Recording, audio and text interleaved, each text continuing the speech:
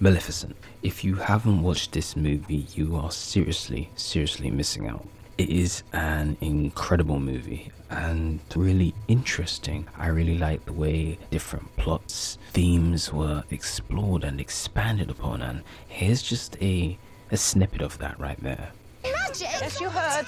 In the middle of nowhere. At least no one will find us. There you are.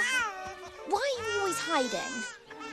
So yeah, there's lots of depth to this movie. Now, the important thing I want to talk about with this movie is just the true love's kiss. Now, we all assume it's supposed to be between a prince and a princess, but what Maleficent does is really kind of different. I mean, Frozen kind of did this first with the whole sisterly love, and Maleficent just basically said, oh well, we can do it with motherly love as well. And that's basically what they did, since Maleficent clearly sees Aurora as a daughter she never had but most likely wanted, considering Stefan, being the waste man that he is, pretty much gassed her up and made it seem like he was going to be by her side for as long as he was alive, which of course didn't happen. Here's the scene of that true love's kiss that he gives to her, and then when Deval, I think his name is, something like that, he tells Maleficent that the queen has had a child, and once again it gets to Maleficent, and she's just like, you know, it gets to her. You can clearly see the expression on her face, right? She tries to act hard, but you know.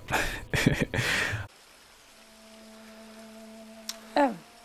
So she curses the child later on through bonding and looking after the child. The child also, Aurora, also recognizes that, you know, Maleficent is her fairy godmother, as she likes to call her, and, you know, really looks up to her and truly loves her. And all of that started to touch Maleficent's heart. She tried to revoke her curse, but she wasn't strong enough, I guess. She didn't have the power to revoke the curse. And so Aurora finds out that the evil witch called Maleficent is actually her fairy godmother. She gets all upset. She goes to the castle, meets her father. Her father is not happy to see her and basically says, "You look just like your mother.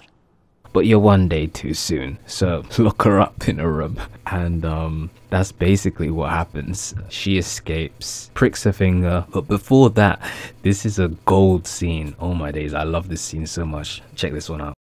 I need a horse.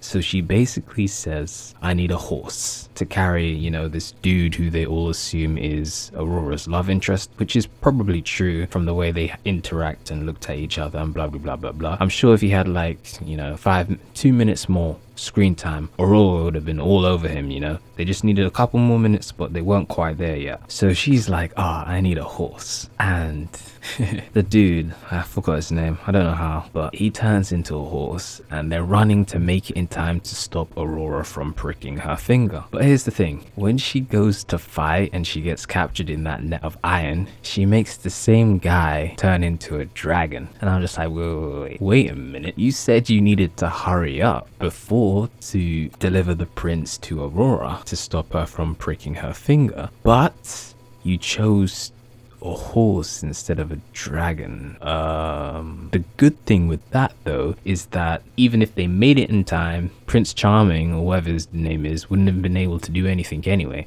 But still, so I really like how they use that kind of concept of motherly love, just to show, like, when you say true love, you tend to always think about, you know, prince, princess, but no, there's like mother and daughter, father and son, father and daughter, mother and son. Those are all forms of true love, and I just thought, oh, that's so nice. I love Disney. Props to Disney. And then you have this cool scene here.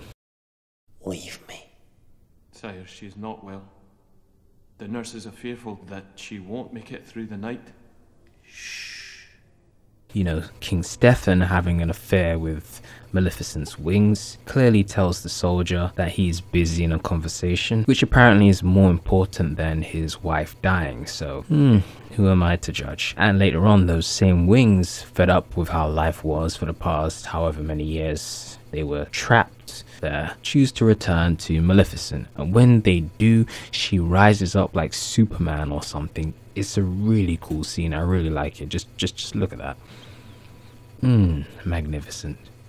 Anyway, Maleficent awakens Aurora. Aurora forgives Maleficent. Maleficent goes and kills her dad. Aurora doesn't say anything about that. Sounds legit. Yeah, one more thing. I tend to forget that this is B Blaster Gaming, so there's this game called Maleficent Freefall. It's basically Bejeweled, but Maleficent style. Never played it, but yeah, okay.